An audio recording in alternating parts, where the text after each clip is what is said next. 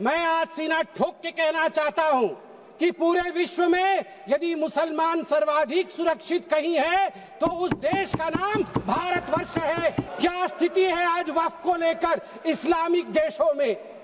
क्या वक्फ property Islamic देशों में है? मैं इस्लामिक देशों का नाम पढ़ूंगा जहां वक्फ का वजूद नहीं है। तुर्की में नहीं है, लीबिया में नहीं है, इजिप्ट में नहीं है, सूडान में नहीं है, लेबनान में नहीं है, सीरिया में नहीं है, जॉर्डन में नहीं है, तुनीसिया में नहीं है, इराक में नहीं है। भारतवर्ष में वक्फ बोर्ड है।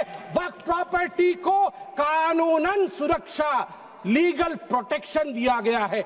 हम चाहते हैं वक्फ औलाद के अंतर्गत जब आपकी फैमिली लाइन समाप्त होती हो, उस समय अगर एक बेवा हो, उस समय यदि तलाकशुदा महिला हो, उसको नजरअंदाज करते हुए किसी भी कीमत पर प्रॉपर्टी जो है वो वक्फ के पास नहीं जानी चाहिए।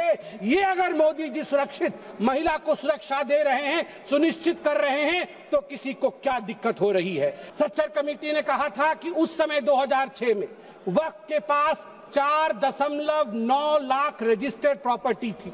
उस 4.9 लाख रजिस्टर्ड प्रॉपर्टी से मात्र वक्फ की जो कमाई हो रही थी वो उस समय 163 करोड़ की थी। मगर सच्चर कमेटी ने कहा यदि सही तरीके से इसका इस्तेमाल किया गया होता, सही तरीके से लीज दिया गया होता, फेयर मार्केट प्राइस के आधार पर किया गया होता तो 12,000 करोड़ की आमदनी होती। Honourable member Sambit Patra ji, please. No please please please please. माननीय सभापति महोदय, आपका बहुत बहुत धन्यवाद। आज एक ऐसा दिन है जो मैं कहूंगा कि अजीब दास्तां है।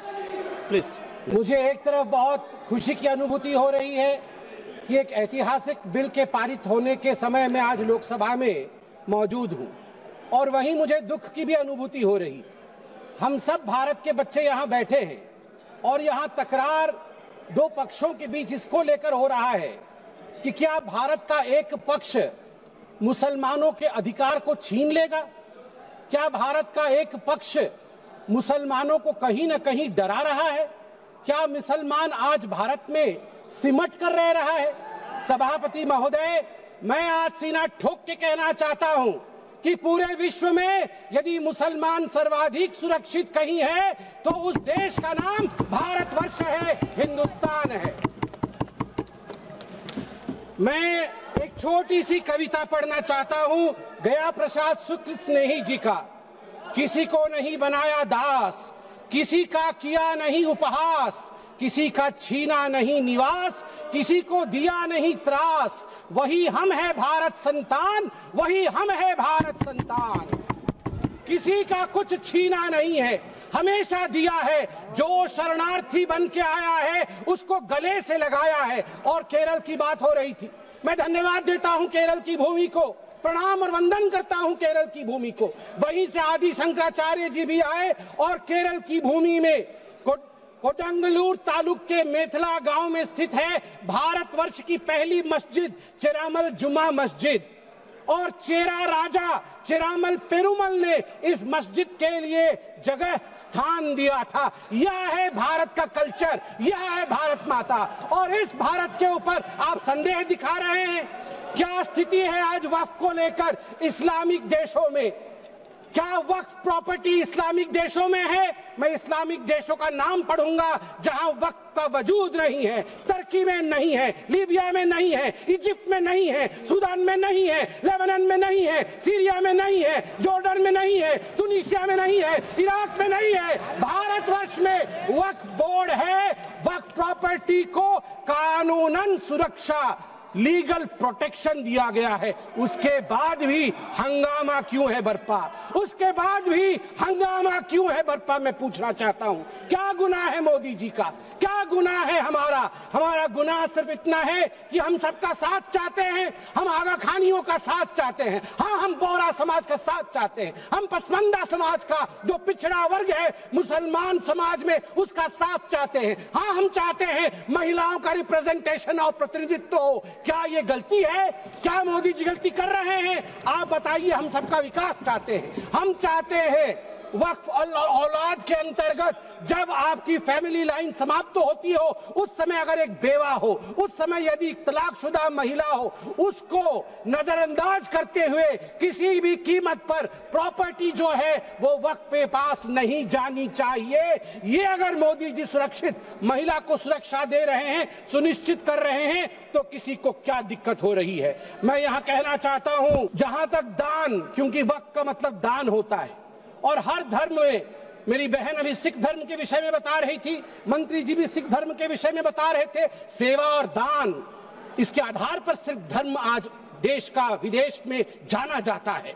हिंदू धर्म, ईसाई धर्म, सब में दान का महत्व है। आदि शंकर ने आज से हजारों वर्ष, केरल के लोग भी सुन रहे हैं, मैं कहना चाहता हूं, भज गोविंदम में दान के लिए क्या कहा था? गेयं गीता नाम सहस्त्रम ध्येयं श्रीपति नाम ध्येयं श्रीपति रूपमजस्रम नेयं सज्जन संगे चित्तं ध्येयं दीन जनाय जवित्तम। दीन जनों को, गरीबों को वित्त दान करो, ईश्वर मिलेंगे। भगवान का नाम लो, गीता का ध्यान करो, ईश्वर मिलेंगे। और वही इस्लाम में भी ज़कात, सदका और सदके जरिए के नाम से जिक्र किया गया है। वक्फ जो दान की जमीन और पुण्य के लिए, परमार्थ के लिए, धर्मार्थ के लिए वक्फ बनाया गया है। वक्फ के बोर्ड में आज जो लोग कह रहे हैं कि वक्फ एक्ट में ये जो अमेंडमेंट है ये अनकॉन्स्टिट्यूशनल है, ये किस आधार पे कह सकते हैं? 1995 में वक्फ एक्ट आया, मतलब उससे पहले से चल रहा था। 1995 एक्ट के अंतर्गत अभी हम चल रहे हैं। 1995 के बाद आप याद करिए 2013 में भी अमेंडमेंट हुआ। उससे पहले 1954 में, 1959 में, 1964 में, 1969 में और 1984 में अमेंडमेंट्स या संशोधन हुए हैं।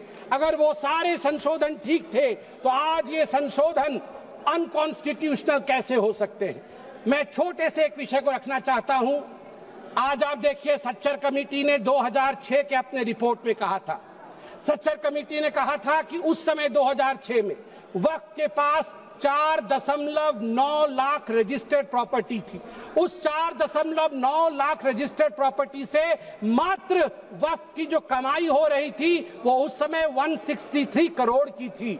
मगर सच्चर कमेटी ने कहा यदि सही तरीके से इसका इस्तेमाल किया गया होता, सही तरीके से लीज दिया गया होता, फेयर मार्केट प्राइस के आधार पर किया गया होता, तो 12,000 करोड़ की आमदनी होती, 12,000 करोड़ की, 10% का रिटर्न मिलता। आपको जान के आश्चर्य होगा, ये 4.9 लाख रजिस्टर्ड प्रॉपर्टी बढ़ करके हमारे समय 8.72 लाख रजिस्टर्ड प्रॉपर्टी बनी। मतलब 20,000 करोड़ से 25,000 करोड़ तक की आमदनी होनी चाहिए, मगर आमदनी हुई कितनी? 2019 से 2021 के बीच में 166 करोड़, और 2025 में आपको जान के आश्चर्य होगा, अभी माननीय गृह मंत्री जी ने बताया लीज रिकॉर्ड 0 और आमदनी 9.92 करोड़ रुपए मात्र। उस समय 2006 में 162 करोड़, और जब ये डिबेट हो रहा है तो 9.92 करोड़, प्रॉपर्टी डबल हो गई, मगर पैसे घट गए। कहां गए वो पैसे, किसके जेब में गए वो पैसे?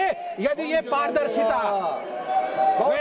वैसे सभापति महोदय, मुझे एक बात में संशय है, मुझे लगता है उत्तर प्रतिपक्ष वाले ही दे पाएंगे। आज बड़ी चर्चा हुई है, आज चर्चा में कहा गया कि सबसे ज्यादा जमीन 3 ऐसे शख्सियत है उनके पास है, रेलवे के पास, आर्मी के पास, वो देश की जमीन है, और उसके पास वक्फ बोर्ड की जमीन है। मगर मुझे इसमें संशय है, मुझे लगता है तीसरे नंबर की जमीन तो किसी परिवार के बोर्ड के पास है। अगर सही से देखा जाए, आप ध्यान से देखिए, एक परिवार का बोर्ड है, अरे है एक परिवार का बोर्ड, उसके पास हो सकता है इससे अधिक जमीन निकले। सभापति महोदय, घंटी तो उनकी बजनी चाहिए, आप हमारी मत बजाइए। सभापति महोदय, मैं आपको, आप अरे मैं किस परिवार के बारे में बोल रहा हूँ, आप क्यों विचलित हो रहे हैं?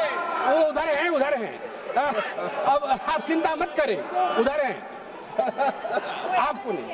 हाँ, उधर आप भी जानते हैं किधर हैं, उधर हैं। चलिए आप वक्त पे आइए। देखिए, जो ये संशोधन हुए, इसमें एक बहुत महत्वपूर्ण प्रावधान है कि लंबे पेंडिंग लिटिगेशंस ये नहीं होने चाहिए। मैं आपको एक आंकड़ा देता हूं, लंबे समय तक चल रहे कानूनी मुकदमे जो पेंडिंग लिटिगेशंस 2013 में 10,380 केसेस थे, जो 2025 में बढ़ करके 21,618 केसेस हो गए। अनाधिकृत घुसपैठ, एनक्रोचमेंट, ये सुनिएगा सभापति महोदय और सभी सदस्यों को कहूंगा, वंशी पोर्टल में टोटल एनक्रोचमेंट के केस 58,890 है। इसमें से लगभग 31,999 पेंडिंग एनक्रोचमेंट है, जिसमें 9,000 मुस्लिम पार्टीज है, अर्थात मुसलमानों के जमीन पर भी अधिग्रहण का काम वक्फ बोर्ड ने किया है। इसलिए जो ये बिल के बारे में आज हम चर्चा कर रहे हैं, मुसलमान भी पीड़ित है, इसलिए बिल से संरक्षण मुसलमान को भी मिलेगा और पूरे हिंदुस्तान के सभी कौम को मिलेगा। मैं अंत में इतना ही कहना चाहता हूं कि सेक्शन 40 को लेकर आज जो कहा गया, मैं बस 30 सेकंड में समाप्त करूंगा। सेक्शन 40 को लेकर आज यहां बहुत चर्चा हुई। ये जो तर्कहीन शक्ति, इरेशनल पावर दिया गया था वक्फ बोर्ड को, खुद ही इंक्वायरी करते थे और खुद ही जमीन को वक्फ में डिक्लेयर करते थे। आज देश में 515 ऐसी प्रॉपर्टी है, उसी का शहर, वही मुद्दई, वही मुंसिफ। हमें यकीन था हमारा कसूर निकलेगा। उसी का शहर, मतलब एरिया खुद ढूंढ लेंगे, वही मुद्दई, वही जाके इंक्वायरी कर लेंगे, वही मुंसिफ, वही जजमेंट भी दे देंगे।